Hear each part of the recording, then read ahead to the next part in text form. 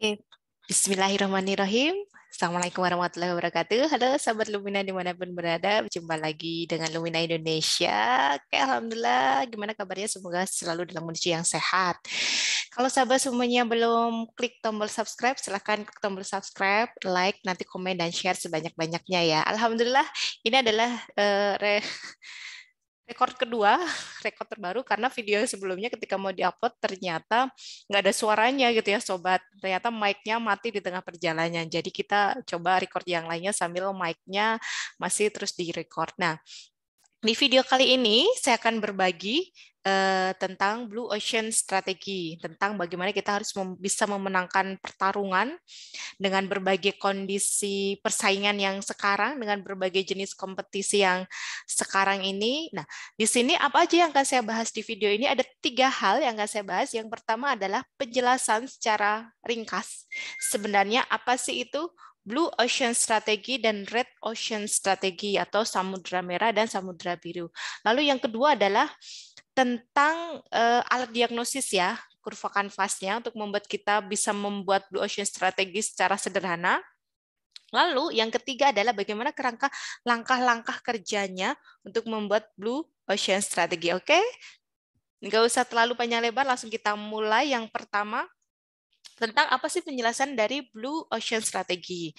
Banyak dari kita, pengusaha, terutama pembisnis ya, baik di skala kecil atau skala besar, ada satu masa kita akan menjadi the best dari semua market gitu. Atau mungkin pada satu masa kita udah berusaha sungguh-sungguh tapi kita nggak pernah menjadi penguasa market yang besar.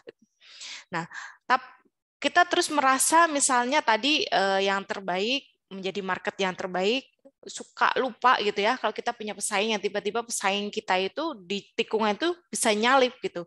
Yang kita menjadi the best, misalnya kita jadi turun, jadi turun, jadi turun. Nah, hal seperti ini tuh terkadang sering tidak kita sadari, apalagi untuk skup dengan perusahaan omsetnya masih di bawah 30 miliar ya gitu, atau di bawah 20 miliar karena biasanya ini masih single factor gitu ya, ownernya, ya pemikirnya, kebijakan strategis semua dan lain sebagainya. Karena sebenarnya di fase ini kalau bisnis kita sudah punya omset 10 miliar atau 12 miliar ke atas, jangan pernah menggunakan strategi itu dipikirkan oleh satu orang karena disinilah takdirnya memang Allah menyuruh kita untuk bisa berkolaborasi dengan orang-orang lain yang diberikan keahlian yang berbeda untuk menumbuhkan bisnis kita.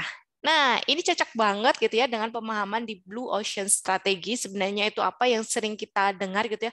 Ayo dong kita Blue Ocean Strategy, jangan Red Ocean Strategy. Apakah memang benar ya kita nggak main di Red Ocean itu sesuatu yang nggak baik gitu ya, sesuatu yang merugikan. Nah, nanti mau di Red Ocean atau Blue Ocean itu kembali di pilihan sahabat-sahabat semuanya ya. Mau Red Ocean, mau Blue Ocean itu terserah, itu pilihan masing-masing. Asal kita tahu bagaimana cara memaksimalkan Blue Ocean atau Red Ocean Strategy. Di sini saya mengambil dari Blue Ocean Strategy yang dikarang oleh Chan Kim dan Rene Mauborgne gitu di sana. Dan ini menjadi salah satu buku yang sering saya baca atau menjadi inputan strategi ya, karena saya punya banyak baca buku gitu ya untuk meningkatkan wawasan. Ini salah satu buku yang saya baca tentang Blue Ocean Strategy dan banyak buku-buku yang lain itu silahkan ke sobat-sobat semuanya yang pernah membaca buku jenis yang lain, saya silahkan. Siapa tahu kita bisa berkolaborasi ya di sini. Oke, nah saya akan menjelaskan secara singkat dulu nih di sini tentang tadi ada terkait Blue Ocean dan Red Ocean. Itu ada beberapa kriteria yang bisa kita gunakan untuk memahami makna dari Blue Ocean dan Red Ocean itu sendiri. Oke, di sini ada strategi Samudra Merah versus Samudra Biru alias Red Ocean dengan Blue Ocean. Kalau secara penjelasan sederhana namanya merah red ya, itu kan panas, penuh persaingan, panas lah ya gitu ya. Nah, blue gitu kan, biru itu memang secara psikologis itu kan tenang, damai gitu ya, tidak minim persaingan, lebih kita bisa mengendalikan itu di sana blue dan red. Oke, di sini ada Red Ocean itu mulai dari yang pertama bersaing dalam ruang pasar yang sudah ada, bersaing dalam market yang sudah ada. Contoh yang bisa saya contohkan misalnya kondisi sekarang saya mau berbisnis apa ya, misalnya mau bisnis ini aja lah, bikin sabun cuci piring yang banyak. Sekarang kan banyak ya, gimana cara bikin sabun cuci piring gitu ya, misalnya atau di PKK atau di RW dan lain sebagainya, itu kan suka ada pelatihan gimana cara bikin sabun cuci piring kita pakai sendiri di rumah gitu ya. Saya udah bisa menguasai nih, pengen deh juga dijual gitu, biar menghasilkan gitu. Nah, ini salah satunya kita masuk ke Red Ocean, karena sebelumnya sudah ada orang yang berbisnis di sabun cuci piring. Cuci piring yang sebelumnya gitu ya, banyak ya, ada brandnya gitu ya. Terus uangnya mereka juga lebih banyak untuk bikin iklan gitu. Mereka juga bisa menguasai pasar, produksinya lebih bagus, R&D-nya lebih bagus. Jadi di sini disebut sebagai Red Ocean itu seperti itu kalau kita menggunakan brand-brand besar ini sebagai pesaing kita. Saya nggak mau deh teh pakai brand-brand besar, saya pilih pesaing kita, pesaing saya misalnya ini aja lah sabun colek gitu, itu ya terserah nggak apa-apa, nanti tetap itu masuk ke Red Ocean karena sudah ada ya. Yang kedua adalah memenangi kompetisi. Tadi saya sampaikan kalau misalnya kita milih brand-brand yang sudah ada nih untuk menang gitu ya, untuk dijadikan bisnis, atau kita memilih yang ada lokal juga ada yang jualan sabun misalnya. Nah, kita harus memenangkan kompetisi. Mereka punya R&D yang bagus, mereka punya biaya untuk iklan yang bagus, mereka punya ketersediaan sumber daya yang bagus, penekanan biaya yang bagus. Dan bagaimana cara kita harus memenangkan kompetisi dengan mereka penyedia tadi sabun cuci piring yang sebelumnya. Menang itu tidak selalu kita harus bisa mendapatkan market mereka gitu ya. Tapi menang kita harus bisa mendefinisikan apakah brand kita itu mendapatkan trust dari customer kita dan misalnya terus-terusan ada selama 5 tahun. Nah, itu sebenarnya salah satu definisi menang dalam berbisnis selain dari sisi market ya. Lalu yang ketiga, mengeksploitasi permintaan yang ada misalnya. Yang Anda misalnya sabun cuci piringnya gimana? Oh, pengennya kalau saya jadi mama nih ya, sabun cuci piring itu kan sederhana, tapi memang digunakan hampir di semua rumah tangga pasti pakai sabun cuci piring buat nyuci piring, nyuci peralatan masak, nyuci buah dan lain sebagainya. Jadi kebutuhan yang pokok gitu. Nah, di sini mengeksploitasi permintaan yang sudah ada gimana? Kalau saya misalnya sabun cuci piring, saya pengennya sabun cuci piring itu yang wangi, yang berbusa banyak gitu kan, yang harganya murah, isinya banyak. Nah, bagaimana kita bisa menyediakan produk yang seperti itu berdasarkan permintaan yang sudah ada. Lalu yang keempat, memilih antara nilai dan biaya, value cost trade off gitu ya, antara nilai atau biaya nilai produknya. Lalu yang keempat, memadukan seluruh sistem kegiatan perusahaan dengan pilihan strategis antara diferensiasi atau biaya yang rendah. Ya, ini pilihan ya, kita mau bikin diferensiasi atau kita mau menghasilkan biaya yang rendah. Itu kembali lagi nanti ada di analisis market yang kita hadirkan. Itu ada di jawaban sesi yang kedua ya. Lalu kita masuk ke samudra yang biru. Yang pertama, menciptakan ruang pasar yang belum ada pesaingnya. Misalnya kita bicara sabun, tadi sabun cuci piring udah ada nih pesaingnya. Atau saya mau bikin sabun cuci mobil Ferrari. Atau saya mau bikin sabun cuci piring khusus untuk merek Hermes misalnya. Atau cuci piring untuk bahan-bahan piring tertentu yang dia biar tetap bagus. Nah, itu kan jadi diferensiasi yang baru ya. Atau dari segi makanan misalnya yang pernah saya lihat, pernah saya rasakan, makanan pentol misalnya. Pentol itu kan dibuat dari daging, daging ayam atau daging sapi gitu ya. Terus ada nggak orang yang nggak suka makan daging, misalnya vegetarian? Gimana dong? Ya kita bikin dong pentol yang vegetarian yang tanpa menggunakan daging, misalnya yang kekinian itu kan menggunakan jamur ya, menggunakan TVP, itu dipadu-padakan, akhirnya rasanya memang agak teksturnya mirip daging sih, dan kita suka nggak menyadarinya. Itu di situ kita melihat ruang pasar yang belum ada pesaingnya, dan kayaknya belum ada yang jualan deh, misalnya pentol tadi daging kelinci gitu. Atau misalnya saya di Lumina, saya mau bikin jasa training, consulting, coaching, itu ya gimana ya, kan banyak berjibun gitu ya, jasa training, consulting, dan coaching gitu. Kira-kira saya mau pakai yang seperti apa ini ya, jenis jasanya. Akhirnya misalnya, oh ya sudah, kita kokohkan kaki misalnya di bisnis keluarga untuk yang sekarang. Terus tentang leadership yang meaningful gitu ya, leadership yang berdasarkan talent gitu ya, leadership yang memang dia blind spotnya itu diminimalkan, dan leadership yang memiliki hati seluas samudra yang mendekati gaya kepemimpinan transformasional. Misalnya seperti itu yang saya lihat belum ada nih di Indonesia. Nah, itu bisa menjadi kita masuk ke ruang market yang baru. Cuman ada minusnya. Nanti kita masuk bagian poin kedua, menjadikan kompetisi tidak relevan. Nah, di sini ketika kita masuk blue ocean, karena tidak ada pesaing sama sekali dan bisa jadi market kita belum paham, belum teredukasi pentingnya kehadiran produk atau jasa kita untuk mempermudah hidup mereka, untuk menaikkan bisnis mereka dan lain sebagainya, maka di sini kita perlu menghabiskan waktu yang lebih banyak, tenaga yang lebih banyak, pikiran yang lebih banyak, dan biaya yang lebih banyak untuk melakukan edukasi atau memahamkan market kita. Tapi kalau market sudah trust ke kita, percaya ke kita, dan kita bisa menjaga trust mereka gitu ya, bukan over promise under delivery, maka insya Allah keberlangsungan bisnis kita gitu ya, pilihan kita masuk ke blue ocean itu akan menjadi bagus. Yang ketiga, menciptakan dan menangkap permintaan yang baru. Tadi ya, misalnya pentol yang baru gitu ya, belum ada nih buat orang yang vegetarian gitu. Atau misalnya kue dulu. Dulu saya pernah jualan kue yang sehat ya, dari sorghum. Misalnya orang yang punya penyakit diabetes, punya penyakit ginjal, terus jantung, darah tinggi, kolesterol, dan lain sebagainya gitu. Itu kan mereka juga pengen ya makan yang enak, enak di mulut, enak di perut gitu ya. Tapi kalau misalnya terlalu sering makan yang terbuat dari tepung atau anak-anak yang autis ya pakai gula tebu, itu akan menjadi racun bagi tubuhnya sendiri itu. Nah, ini menjadi sebuah apa tadi disebutnya menangkap permintaan yang baru ya. Gimana kita bisa menyediakan produk untuk para mereka ini nih gitu ya. Yang tepungnya sorghum, gulanya juga dari sorghum, lebih hemat gitu. Harganya juga bersaing, cuman memang minusnya saat itu produk kue sorghum ini yang saya jual itu dia teksturnya mudah patah gitu ya, karena saya ngambilnya dari jauh banget gitu, dari Lombok gitu kan, langsung di sana karena di Bandung belum ada gitu. Itu. Lalu yang selanjutnya mendobrak pertukaran nilai dan biaya. Kalau tadi di Red Ocean itu kan memilih antara nilai dan biaya, kalau di sini mendobrak pertukaran antara nilai dan biaya gitu. Kita kan fokus biaya-biaya. Nah, kalau di Blue Ocean kita fokus memberikan nilai atau value gitu ya. Produk kita itu punya value apa, menjawab permasalahan apa, atau memberikan solusi apa dari si calon target market kita atau niche kita. Yang selanjutnya, memadukan seluruh sistem kegiatan perusahaan dalam mengejar diferensiasi dan biaya yang rendah.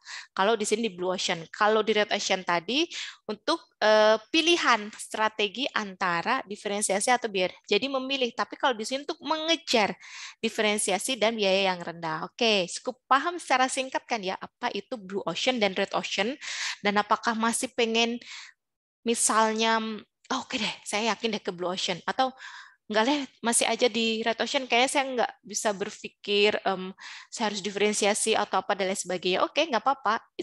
Itu adalah sebuah pilihan.